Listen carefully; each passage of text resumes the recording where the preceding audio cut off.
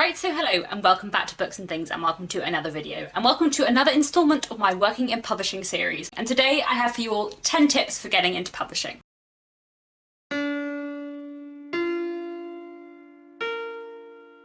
If you are new to this channel, my name's Katie, I work in publishing. I'm currently an assistant editor at the imprint Zaffa, which is part of Bonnier Books UK. I've been working in publishing for about 3.5 years now. I've previously made a couple of other videos about working in publishing, which I will link down below. One about kind of my career so far, and one about the different divisions and departments within publishing. But today I thought what I would do is give you my top 10 tips for people who want to work in publishing. Tip number 1. Do your research and learn about the publishing industry. The publishing industry is quite big and quite varied and not what everyone imagines it to be, and quite different from country to country. And so it's really important, if you want to get into publishing, to do a lot of research. And partly this is important for making sure that you do want to work in publishing and trying to work out what area of publishing you might be interested in. But I think it's also useful so that when you go along to job interviews, you have a vague understanding of what the publishing industry is and how it works, because I think that shows that you're much more plugged in. In general, the more you can find out about working in publishing online or in books, or by talking to people who work in the industry, or often if you're at university there might be talks by people who work in the industry, the more you can find out about the industry before you apply to jobs, the better. Number 2, keep up with the book world.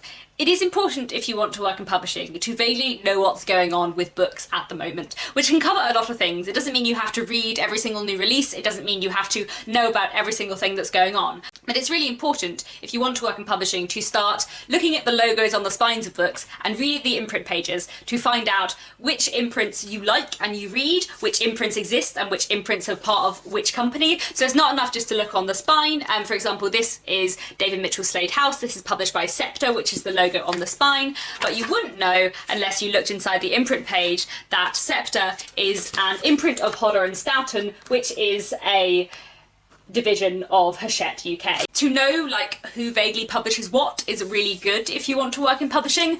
And another way you can kind of keep on top of the book world is look at new releases, look at what's in the Sunday Times bestseller list or in bestseller charts in other newspapers, and also try to consume as much media about books as possible. Go to book events if you can, or if they're out of your price range, then watch BookTube. Seriously, so much of my knowledge about the book market comes from watching a hell of a lot of BookTube videos, or you can listen to bookish podcasts. You can also read The Bookseller, which is the industry magazine in the UK, which is incredibly helpful for sort of knowing what's going on in the book world in the UK. You can also just hang out in bookshops. Seriously, hanging out in bookshops and just looking at all the covers and having a look at what's there and what they look like, that is so incredibly helpful. It's also helpful to follow people who work in publishing and publishers on Twitter and Instagram and other social media to kind of see what their campaigns are and what they're doing or what new books are coming out. I think a lot of people think that if you want to work in publishing you have to read every single new release that is out there, and you absolutely don't have to read everything at all, but it's useful if you know about stuff even if you haven't read them. And basically the more plugged into the book world you can be, the better. Tip number 3, get office experience. I will talk about work experience in a bit, but I genuinely think that if you want to work in publishing, having experience of working in an office is just as important, if not more important, than having work experience in a publishing house. A lot of people I know who work in publishing worked in some kind of office job that was not in publishing for a while beforehand. I did temping in the NHS, and then I also worked in a kind of office job in a bookshop at Foyles for a few months as well. And genuinely, even when I've been working in publishing for a year, I still got questions in job interviews about my temp working in the NHS that I'd done several years ago. Working in publishing is very specific and very book related.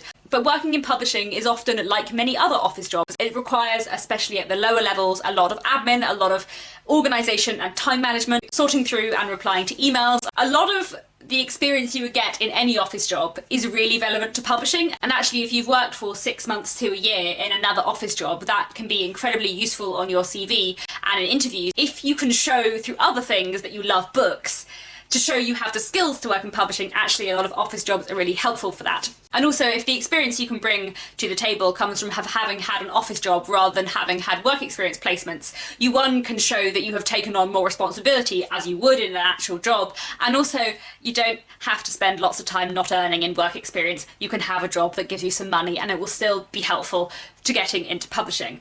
Another kind of relevant thing to that, as well as office experience, is book-related experience that's not in publishing. I would say that the two most useful jobs you can have had previous to working working in publishing to getting into publishing would be any form of office job and working in a bookshop or somewhere that sells books, because that will help you talk about why you love books and talk about your interest in books and talk about what you see in bookshops and how that has affected your view of the book world. Saying that though, tip number 4 is get work experience. A lot of people do get into publishing through work experience and internships. So the difference between work experience and internships is basically that work experience would be like 2 weeks and an internship would be like 4 weeks plus.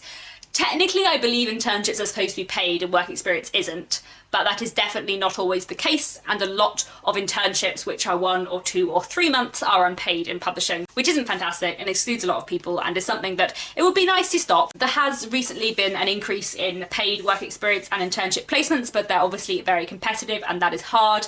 I would say, however, that I don't think you have to have had a huge amount of work experience. From my perspective, I did 2 2-week placements in literary agencies. Then I did a month-long internship at Elm Street Productions, which then offered me a job, and that was my first job in publishing. I know people who have done more, I know people who have done less. I would also say that it's useful to have work experience in the publishing industry, and where that work experience is from doesn't matter that much. And actually, if you want work experience at Penguin, that is incredibly competitive. If you want to get work experience at a literary agency, most of them have 5 people and they need an extra pair of hands for 2 weeks, and you'll sit there and read submissions and it will be quite fun. So actually, if you get in contact with literary agencies and smaller publishers to ask for work experience, you'll often have better chances of getting that work experience. Tip number 5, be flexible about the jobs you're looking for and don't expect the first job you have in publishing to be your perfect job. I have always wanted to work in fiction publishing. It took me 3 years to move into fiction publishing, but I got there, and if I had waited for a fiction job, I might have never got there. I think it's important when you're applying for first jobs in publishing to be fairly flexible about potentially the departments you work in and certainly the areas of publishing you work in. It is possible and quite easy to move around in publishing, especially within your first 2 years in publishing. I think once you've been in publishing for more than 2 years, it gets harder. But if you've had one publishing job for a year, it's much easier to get another publishing job, even if that publishing job is really different in a different department, in a different area. You may think that you want to work in marketing, but actually, if you apply for a range of different publishing jobs that you think you could do in different sectors, actually you might find one that you really enjoy them, and also that after you've been there for a year, you're able to move into a different marketing job. Or say you really want to work in fiction, like I did 3.5 years ago, you might find it much easier to get a job in illustrated non-fiction. There are actually often a lot more jobs in illustrated non-fiction, especially in certain departments like production and editorial, because a lot more of the work happens in-house to a certain degree. Or for example, if you want to work in fiction, but there's a very specific area of fiction you want to work in, don't limit yourself to that. I think it's important not to work on books you would hate.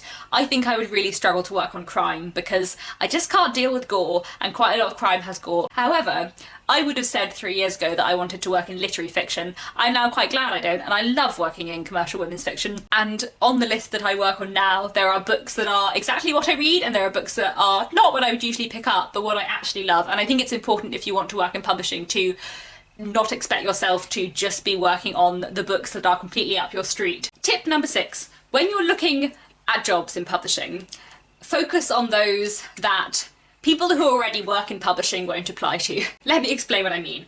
A lot of jobs in publishing are advertised as entry level, but if you are an entry level candidate, it's important to remember that when you apply for that entry level job, there will also be people applying for that job who aren't entry level, because if someone has been working in publishing for a year and they want to move to a different publisher, they are probably going to apply for an entry level job because they're not yet experienced enough for a higher than entry level job. I did this after I've been working in publishing for a year. I moved to a different company. I started at what was an entry level job, though I was not an entry level candidate. And I know this is the case for a lot of other people I know, which means as an entry-level candidate, you will be competing against non-entry-level people who already work in publishing, which is one of the reasons why it's hard to get into publishing. So I think it's really useful, if you know, to look out for jobs that people who already work in publishing will not be applying for. For example, a fixed-term contract. If you see a fixed-term contract anywhere that is entry-level in publishing, make sure you apply for it, because although it may be less pleasant to have a fixed-term contract than a permanent job, People who already work in publishing and already have a permanent job in publishing are not going to be applying for that job because it would risk their security. Very few people would, unless it was a job they desperately wanted, which means that your chances of getting that job as an entry-level candidate are much higher. And once you've worked for 6 months in that fixed-term contract job, it'll be much easier for you to move into a permanent job in publishing. Similarly, if you ever see a job title that is something like admin assistant or publishing assistant or editorial administrative assistant, make sure you apply for those, because someone who has already been working in publishing for a year won't be applying to them because they're more administrative and they'll think that they don't want to do so much admin when they've been working in publishing for a while. They may sound like less exciting jobs, but believe me, if you're an admin assistant or a publishing assistant or an editorial administrative assistant in a publishing company, you'll still be doing lots of really interesting book related work. You'll often end up doing quite a lot of editorial stuff, and in fact in many ways like a publishing assistant job is the perfect job to start with in publishing, because you assist lots of different people and you get a good sense of what every single department does, and you can often, if you're good, steer your job towards the department you want to go into and try and take on a bit more work in that department. I know lots of people who have done that, and it's definitely something I would recommend, because as I said, someone who's already been working in publishing for a year is unlikely to apply for those jobs. Tip number 7. Don't just apply for the big publishers. A lot of people want to work at Penguin Random House, a lot of people want to work at Hachette, a lot of people want to work at Pam & Millett and HarperCollins, but there are a lot of publishing companies that are a lot smaller, which people don't know about, and which advertise their jobs less widely and are much less broadly applied to, which means your chances of getting a job at a smaller company will always be higher, because they just won't have the same volume of applications as somewhere like Penguin Random House does. It's harder to find those jobs, but you can. I'm going to leave in the description below lots and lots of links to all of the places that I looked when I have been job hunting over my time working in publishing. I also think that it can be beneficial to start in a smaller company, because you do learn more about how publishing works if you start in a smaller company. Not always, there are ups and downs and pros and cons of working in smaller companies, but the mid-size and smaller publishers are actually often easier to get jobs in than the really big ones, just because of the volume of applicants. Tip number 8, in your application process, show a love of books and an interest in the job role you're going for. I think a lot of people think that in order to work in publishing, you have to have sort of a big online presence and do a lot of bookstagraming, or have something like a YouTube channel or a book blog or something to demonstrate very clearly that you love books. And I do think it can be helpful. I think my booktube channel has helped me in my career in publishing, especially I think it probably helped me in moving from non-fiction to fiction, because although I had all the non-fiction experience, I could point to a physical thing to be like, look, I like fiction, I promise. Look, I talk about it all the time on the internet at great speed and at great length. I promise you I like fiction books.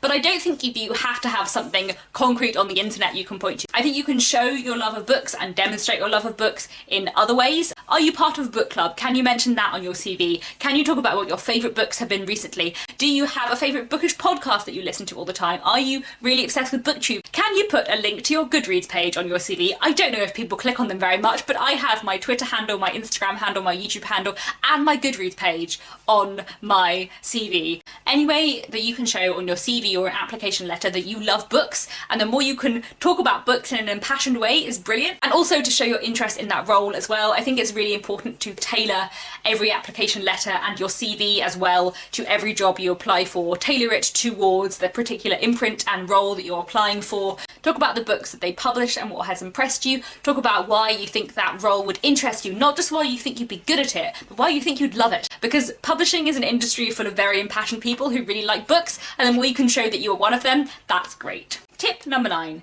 Improve your computer skills. This may sound like a minor thing, but publishing is very computer heavy. It's good to, one, list on your CV your computer skills and the program you're good at using, even like Word and Excel. It's useful to mention that you're good at them. And while you may think that you know how to use Microsoft Word and Excel, making yourself really good at track changes if you want to be an editor, or formulas on Excel if you want to go into lots of other areas in publishing is really helpful. And I would also say that if you want to work in illustrated non-fiction publishing, or if you want to work in marketing or design or production or anything with a graphic element, teaching yourself Photoshop and InDesign is indispensable. InDesign, especially if you want to work in illustrated non-fiction. I spent 3 years of my life on InDesign. It's a wonderful program. Obviously, InDesign and Photoshop do cost, but you can download a free trial online, and there are lots of guides online of how to use these things. And to be honest, like, both Photoshop and InDesign are quite user-friendly if you just play around and have a go. And if you spend a little bit of time shaping up on InDesign and Photoshop before you apply for jobs, especially, like I said, in those particular areas, it will be really helpful, and you can put it on your CV as a skill that you have, and that will make a big difference. And my final tip, number 10, is read a book from every publisher that you apply to. I would not recommend going to a job interview having not read a single book from the list of the publisher you're applying to. It is really helpful if you read books by the imprints you apply to, so that you can mention them in your CV and your cover letter, so that you can discuss them in interviews. And obviously people's time is always limited, but this is part of the application process in many ways, and I would say that reading a book by the imprint you're going to work for is as much an important part of prepping for an interview as something else. And that doesn't mean that you should talk about it all through, but it's really important to have read a book by that imprint, especially in fiction, so that you know how the imprint works. With illustrated non-fiction, I think you can like flick through and have a look and read sections of books, and that will probably give you a good idea too. But I think it's a really useful way to prepare for interviews, and also to kind of broaden your reading perhaps as well. So there we have it. Those are 10 tips for getting into publishing. I hope this video was helpful. I feel like it's been longer than I intended it to be, but I hope it is useful for people out there. Please let me know down in the comments if you have any questions. I am going to be doing a Q&A about working in publishing at the end of this series, so any questions for that, leave them down below and I will get to them in that video. And that is all. Thank you very much for watching, and I'll be back very soon with another bookish video.